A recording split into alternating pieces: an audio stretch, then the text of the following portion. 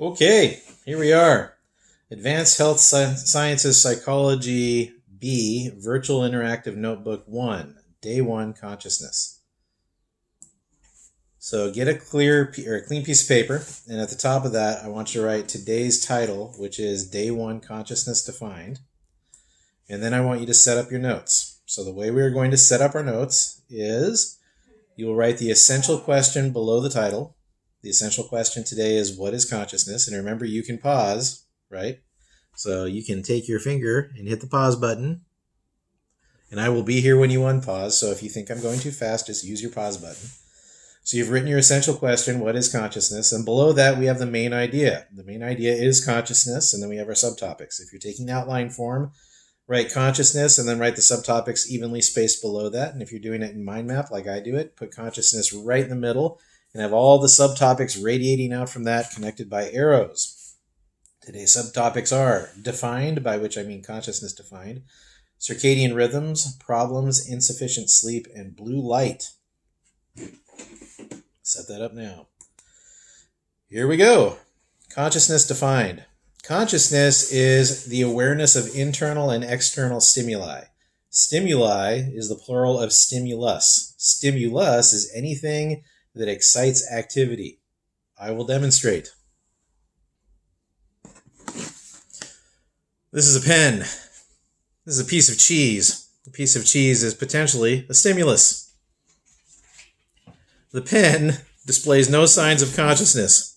It is not aware of external stimuli, i.e. the cheese. This is a dog. His name is Cider. This is a piece of cheese. This dog displays extensive awareness of external stimuli.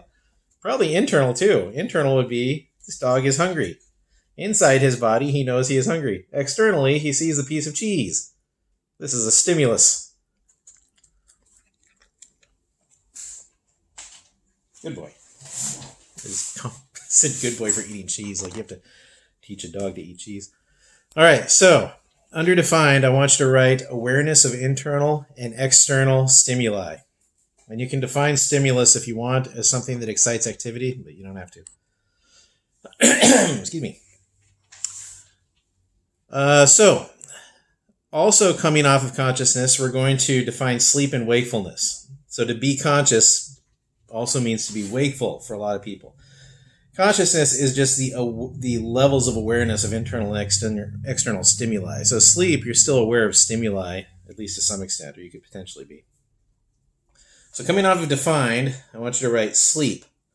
Low levels of physical activity and reduced sensory awareness.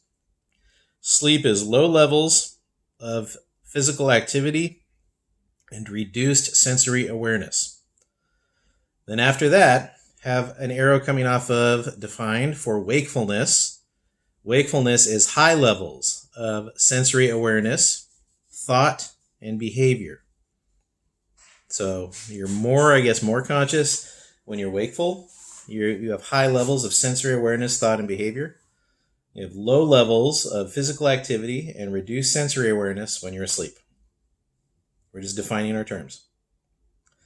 For circadian rhythm, human beings exist on a 24-hour cycle of sleep and wakefulness.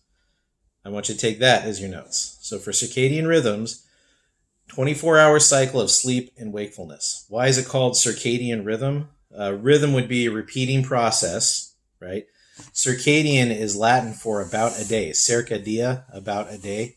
So you exist on a 24-hour cycle of sleep and wakefulness just like everybody else. And it's built straight into your brain.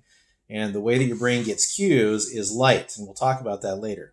So your brain knows it's getting dark and it starts shutting you down.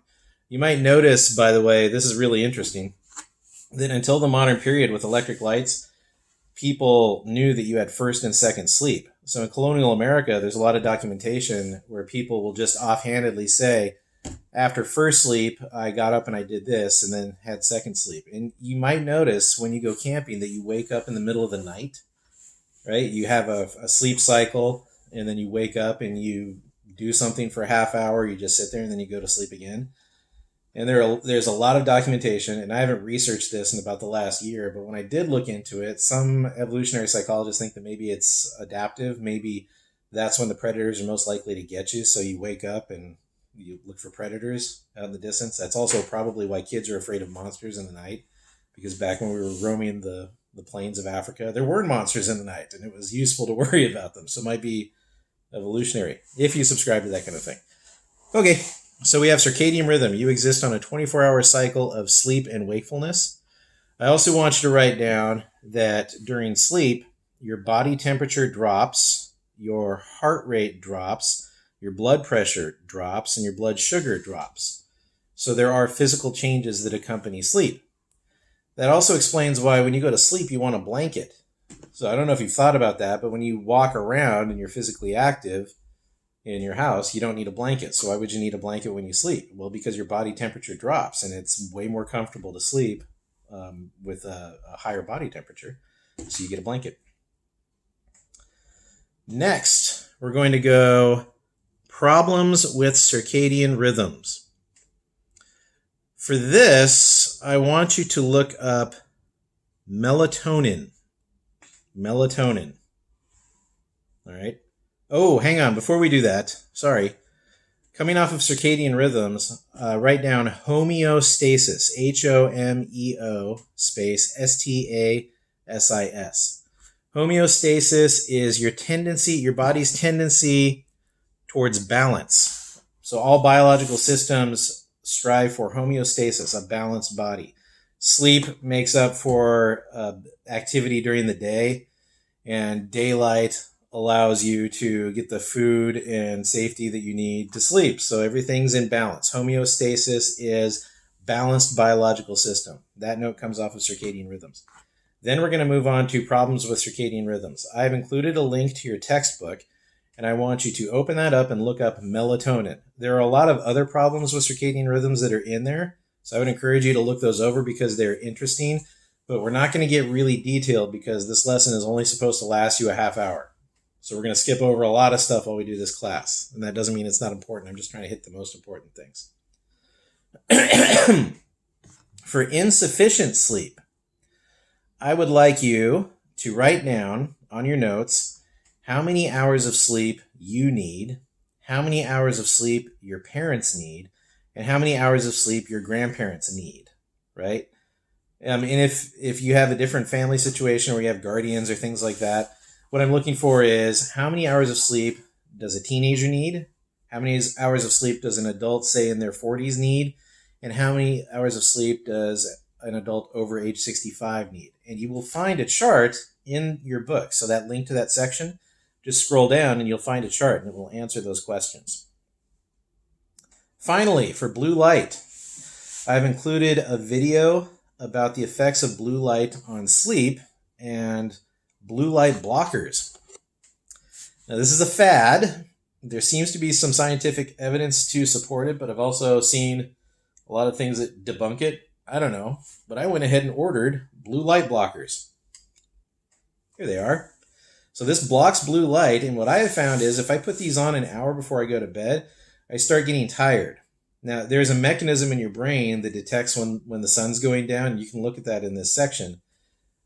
This, I guess, mimics the sun going down. There's less blue light, and it's a signal to your body to start getting sleepy, if it works. It could also be placebo. Placebo is when you think something is real and your body treats it as if it is real. For example, in placebo experiments, people are given sugar water instead of antibiotics, have higher rates of fighting infection than people who don't get it. Well, if it's a placebo effect, it's still a real effect, so I'm good with it. But you're going to look at this video on blue blockers, and then for your output, I want you to create a print advertisement which seeks to sell blue light blockers to the general public. Include illustrations and attractive lettering. Make sure to include the benefits of blue light blockers. If you think that this is a fad and it doesn't actually work, feel free to make your poster sarcastic. So we've taken notes, and you're going to do an output, and that's the blue light blocker poster. Take a picture of each of those things and paste them into the table below today's lesson. And I will see you tomorrow for lesson 2 of consciousness. Bye.